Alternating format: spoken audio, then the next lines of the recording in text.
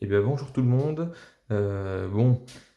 J'ai voulu vous faire une petite vidéo aujourd'hui pour vous montrer un petit peu ma collection parce que je ne peux pas trop faire d'ouverture en ce moment. J'ai pas beaucoup de temps et pas trop le budget pour ça ces jours-ci. Donc voilà. Il faut savoir que j'avais déjà tourné toute ma vidéo et comme j'ai pas beaucoup de matériel, j'ai juste mon téléphone, j'ai tout tourné et au final je me suis rendu compte que c'était pas axé dans le bon sens comme la dernière vidéo. Donc ben voilà, en fait, je suis en train de reprendre à zéro ce que j'ai mis 25 bonnes minutes à faire juste avant. Donc voilà, c'est reparti. Alors, aujourd'hui, j'ai décidé de vous montrer ma collection Légende brillante que j'ai en Master 7. Il va falloir que je cadre un peu mieux en espérant que ça tourne pas toute la vidéo. Excusez-moi. Ah, on va reprendre le cadrage. C'est pas grave. Donc, je voulais vous montrer qu'en fait, j'ai cette collection en complète en Master 7. Donc, toutes les cartes en reverse avec toutes les cartes loot, toutes les cartes secrètes et quasiment toutes les cartes promo. Pour être en véritable Master 7 plus promo, il me manque la carte Darkrai GX qui est dans un coffret bien spécifique. Donc, je vais me pencher sur le sujet dans pas longtemps. Voilà, alors on démarre donc, avec les types plantes. Dans les types plantes, il y a une carte secrète, enfin, pas secrète, une carte ultra rare qui est Genesect brillant. Donc ce Genesect Shiny que vous retrouvez ici. Pour savoir quand vous cherchez ce genre de cartes sur eBay si elles sont bien authentiques, il faut regarder sur le holo de la carte, vous allez trouver une texture, un petit câble qui se balade, une texture sur le Pokémon. Donc là, vous voyez que le Genesect, il est un petit peu il est texturé, je sais pas si... Voilà, là on voit bien là. Là, le Genesect est texturé. Alors, on continue. Je vais essayer d'être un peu plus rapide que sur la vidéo que j'avais fait en test avant. Sur les feux, on a une Ultra qui est Entei GX. Donc, pareil, les GX, hein, comme d'habitude, ne vous faites pas avoir. Il y a beaucoup de fausses qui circulent en GX. Elles ne brillent jamais de manière verticale nette et avec des brillances un peu arc-en-ciel. C'est toujours des brillances qui vont respecter un peu les... Enfin, la plupart du temps, c'est des brillances qui vont respecter la couleur de la carte et qui vont être un petit peu en diagonale. Donc sur les feux, pas d'ultra en dehors de NTGX. Sur les hauts, on retrouve une ultra qui se trouve être Volcanion brillant, donc un Volcanion shiny. Encore une fois, on peut voir la texture si j'arrive à axer dans le bon sens. Voilà, là on voit un petit peu la texture qui se retrouve uniquement sur le Volcanion. Donc voilà, un beau Volcanion shiny pour cette collection. On le voit pas beaucoup dans les cartes Volcanion depuis sa sortie. Sur l'électrique, on a une ultra qui est Raichu GX. Donc Raichu GX, quand j'ai fait des ouvertures légendes brillantes, j'en ai sorti 4 ou 5. Donc c'est une ultra qui n'est pas si rare que ça, j'ai l'impression.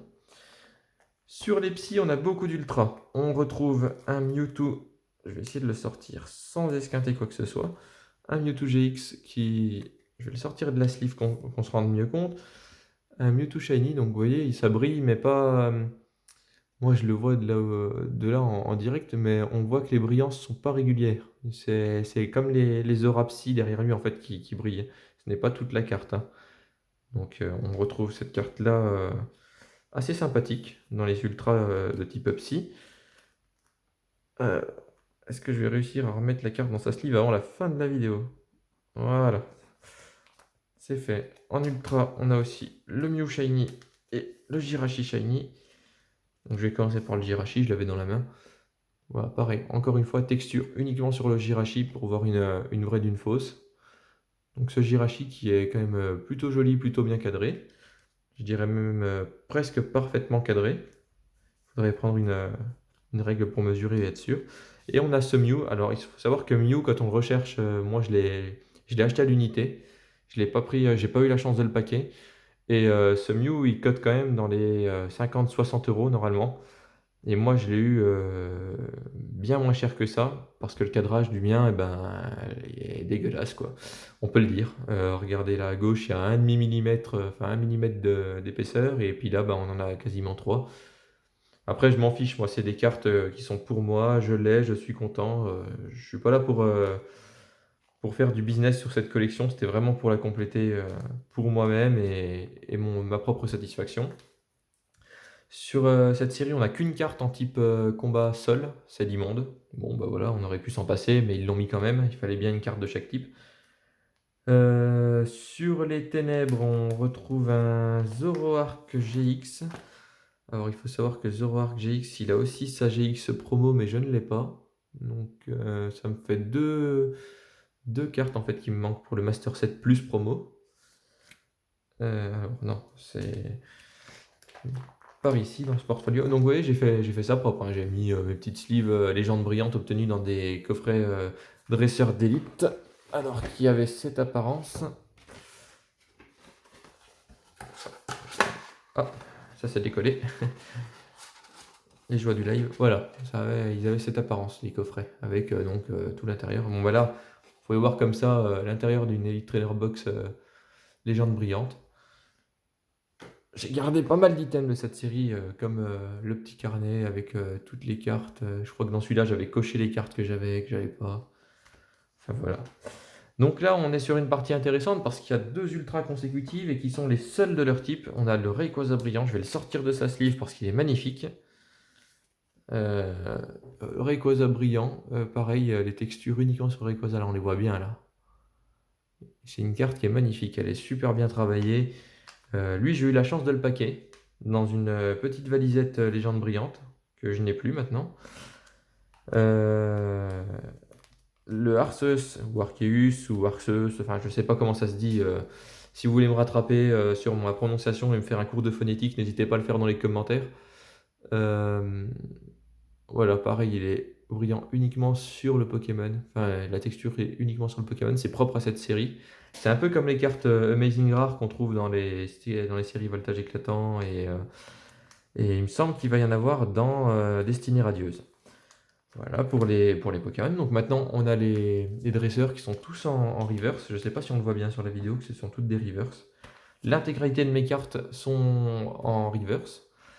Donc de Sky, de la simple Pokémon classique à la holo comme Viridium qui était censé être, enfin qui est holo et dispo en reverse. Donc j'ai la version reverse comme là, et là j'ai la version holographique. Donc pour que ça fasse plus harmonieux dans le portfolio, j'ai mis toutes les reverse en avant. Parce que je trouve que les holos de cette série-là, elles brillent pas beaucoup, c'est un peu dommage. Je vais vous montrer avec Raikou, on le voit, c'est propre même à cette carte. On a un Raikou Reverse qui est joli avec les symboles électriques, voilà. Et on a un Raikou Holo où s'il n'y a pas vraiment la lumière dessus, il faut deviner qu'il est holographique, quoi. Donc je préfère mettre les Reverse qui sont plus jolis. Ah, et petite chose aussi avec cette série, c'est sur ce Pikachu. Alors, si j'arrive à l'attraper, comme j'ai pas d'ongles, c'est compliqué, j'arrive pas à choper les sleeves. Alors, ce Pikachu, on le retrouve en reverse. Normalement, on le trouve aussi en normal, donc je l'ai quelque part dans mes doubles. Mais dans un coffret, il était disponible en holo aussi. Je trouve que c'est une très jolie carte en holo. Mais bon, pour une harmonie plus respectée du portfolio et de l'exposition de la collection, j'ai mis la reverse en avant. Si j'avais eu un portfolio plus grand, j'aurais pu faire la classique, la reverse, holo, la classique, la reverse, et ainsi de suite. Alors, on en était ici. Là, on va passer sur une page qui devient intéressante parce qu'on attaque les full art. Alors, les full art, il faut savoir, je vais les sortir. Je l'avais fait dans la précédente vidéo, j'ai l'impression de me répéter. Vous, ça vous choquera moins, mais moi, je répète. Je suis en train de reprendre un quart d'heure, 20 minutes de vidéo que j'ai déjà fait avant, mais bon, quand on n'est pas doué, on cadre pas bien la vidéo et on s'en rend compte qu'à la fin. Donc le NTGX que j'ai eu par quelqu'un pour une bouchée de pain. Donc une très belle carte, hein. Moi je préfère ce NTGX là en full art que celui de l'ultra classique qui est dans la catégorie feu là-bas. Ça doit être le numéro 11 ou 13, je ne sais plus. Voilà, on a ce NTGX qu'on retrouve comme ça. Ce Mewtwo GX, je l'ai packé 2 fois et bah, j'ai fait des affaires avec ma nièce. Du coup, on a échangé mon Mewtwo GX Full Art contre son Philali GX classique. Vous voyez, cette petite a de l'avenir parce que à peine elle est elle est toute jeune et à peine elle est dans les cartes Pokémon qu'elle a déjà enflé le tonton. Bon, voilà, je suis honnête, je le dis, hein, Voilà, ça m'a fait plaisir de lui faire plaisir, hein, mais elle a déjà le sens des affaires. Alors, on va parler maintenant des Rainbow. Alors, je vais peut-être pas toutes les sortir pour pas faire une vidéo qui dure 3 heures. Donc là, j'ai le NTGX, on voit bien les textures malgré la sleeve. Voilà, il est dans 2 sleeves, hein, j'ai pas trop le courage de tout ressortir encore. J'ai le NTGX qui est dispo en Rainbow. Le Raichu, je l'ai eu par échange aussi avec un ami. On s'est arrangé sur ce qu'il voulait, ce que je voulais, voilà. Raichu GX qui est très joli. Alors il faut savoir que ce Raichu GX là, il est souvent sorti bien cadré dans les packs.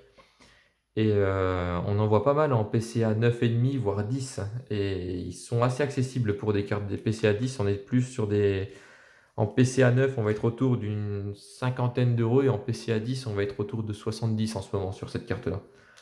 Alors, mon seul couac dans cette série, c'est ce Mewtwo GX.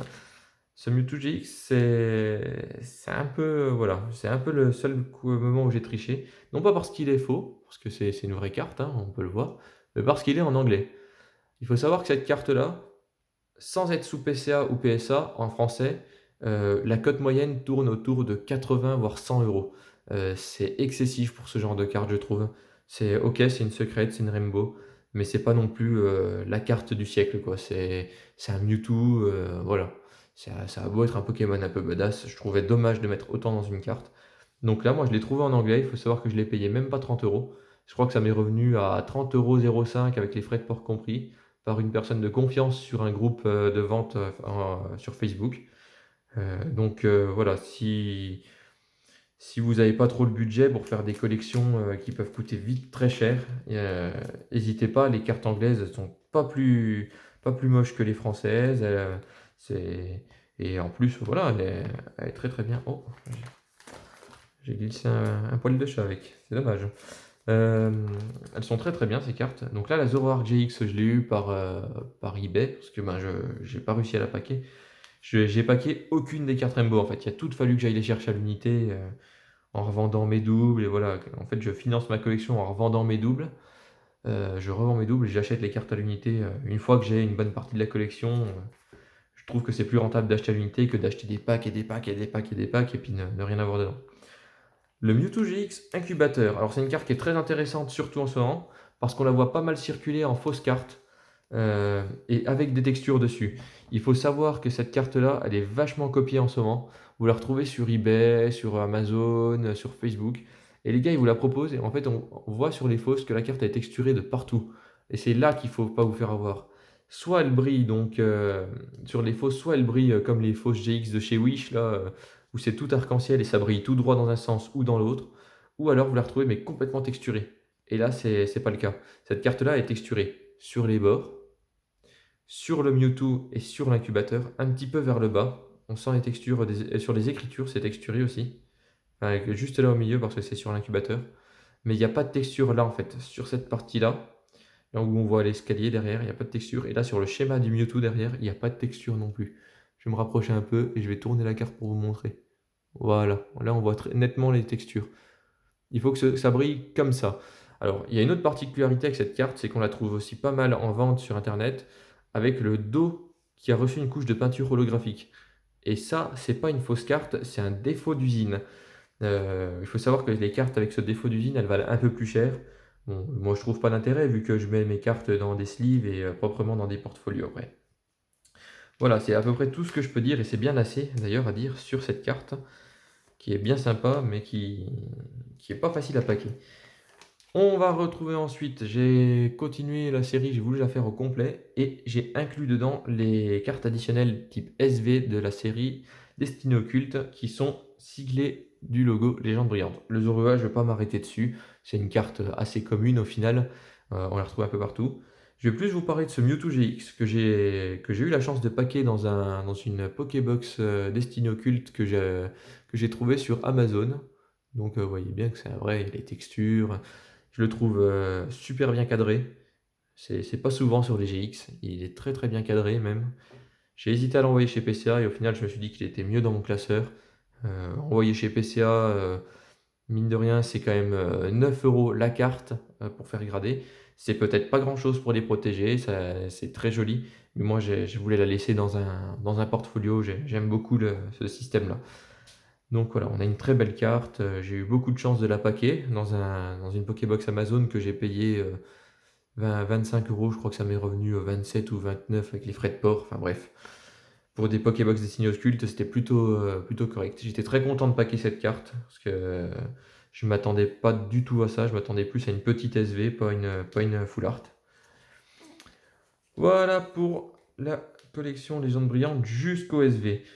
Alors, là on part sur les cartes promo, on a ce fameux OO Shiny qu'on retrouve dans l'ETB Légende Brillante. Alors, j'ai mon ETB, le tour s'est décollé, donc voilà l'aspect visuel de l'ETB. Donc comme ça c'est décollé, je vais pouvoir vous montrer l'intérieur. Donc on retrouve les shiny ou pas. Voilà, le Mewtwo, c'est le seul qui n'est pas shiny dedans. Il y a Mew et Rayquaza avec Genesect. On retrouve sous ce format-là. Dans cette ETB, j'ai gardé, je vais avoir encore un ou deux carnets comme ça. Je les ai gardés. C'est tous les carnets avec le récapitulatif des cartes. Donc on voit bien répertorié par secret, non secret, ultra, commune, peu commune. Bref, dans le coffret Légende Brillante, il y avait 7 cartes promo. Il y avait un coffret aussi de 5 boosters avec 3 cartes promo qui contenaient la OOGX en Rainbow. Donc, je vais la sortir pour montrer que c'est bien une vraie, hein, parce que bon, les Rainbow elles sont souvent copiées et mal copiées d'ailleurs. Alors je vais essayer de chercher la lumière. Voilà, là on voit bien avec la lumière. On voit bien les textures, donc c'est une très belle carte. Dans ce coffret-là, on avait aussi le Lugia Brillant, Lugia Shiny, qui est juste à côté. Ce magnifique Lugia qui respecte aussi Enfin, Lugia et Celebi d'ailleurs, on les retrouve les deux dans ce même coffret. Et les deux vont respecter encore ce schéma de brillance uniquement sur le Pokémon, vous voyez. En cherchant un peu la lumière, on voit les textures encore, mais uniquement sur le Pokémon. Si vous trouvez cette carte et que vous voyez qu'elle est brillante complète sur l'image, c'est une fausse. Bon, après, c'est des cartes qui sont pas forcément copiées, celles-là, vu que c'est des cartes promo, on les voit assez rarement copiées. Le Celebi Shiny, pareil, qui est texturé uniquement sur l'image du Pokémon. Dans la valisette Légende Brillante, on retrouvait Latios et une carte Pikachu que je vais vous montrer après. Parce que la carte Pikachu, je ne l'ai pas inclus à mon portfolio, parce que pour mettre, il m'aurait fallu en mettre une juste là derrière, et bon, je suis un peu perfectionniste, ça me plaisait pas trop. Il y avait des coffrets tripack, donc Mewtwo, avec 3 boosters Légende Brillante et un pins Mewtwo. Donc voilà, là c'est la carte qui va avec. Il y avait Marshado et Zoroark que j'ai aussi. Il existait un coffret Raichu GX aussi avec 4 ou 5 boosters, je ne sais plus. Donc voilà pour les légendes brillantes. J'ai encore une carte promo à vous montrer qui se trouve dans mon petit carnet à Pikachu. Donc j'ai un carnet à Pikachu où je mets mes cartes pro Pikachu. Donc celle-là qui date des années 95-2000, je ne sais plus exactement. On a le Pikachu, donc celui-là fait partie d'un coffret de légende brillante, si je ne me trompe pas non plus. Il y avait celui-là qui était dans la valisette avec le Latios et le Latias. Et celui-là, il était dans un coffret Pikachu, si je ne me trompe pas. Ah, non, c'est celui-là qui est dans un coffret Pikachu légende brillante de 3 boosters. Celui-là qui se trouve dans la valisette. Et celui-là, je ne sais plus. Je ne sais plus du tout. Ça me reviendra. Puis j'ai aussi les cartes Pikachu du film Je te choisis. Donc j'ai tous les Pikachu de Sacha, avec toutes les casquettes. Voilà. Voilà, c'est des cartes qui sont assez sympas, même si elles n'ont pas une grosse valeur. Et le tout dans des belles sleeves Pikachu sorties d'une ETB voltage éclatant. Dans la valisette Légende Brillante, on pouvait aussi retrouver ce genre de carnet. Hein. Voilà, j'ai pas trop su quoi en faire, parce que bon, mettre toute la collection Légende Brillante dedans, ça me semblait un peu fade. Donc j'ai préféré un beau portfolio avec des belles sleeves. C'est tenu au propre, c'est bien rangé, ça craint pas la lumière comme ça. Et voilà, donc c'est à peu près tout ce que je peux dire sur la série Légende Brillante pour cette vidéo. J'en ferai d'autres pour vous présenter aussi. J'ai complété la série La Voix du Maître, et oui, il n'y a pas longtemps, j'ai fini par avoir la dernière carte qu'il me manquait. Donc je vous montrerai ça dans une prochaine vidéo. N'hésitez pas à me dire si ça vous a plu, si ça ne vous a pas plu, si vous voulez qu'on parle d'autres sujets, si vous voulez voir d'autres choses, n'hésitez pas à me poser des questions. Et puis voilà, on se retrouve bientôt. Allez, à plus!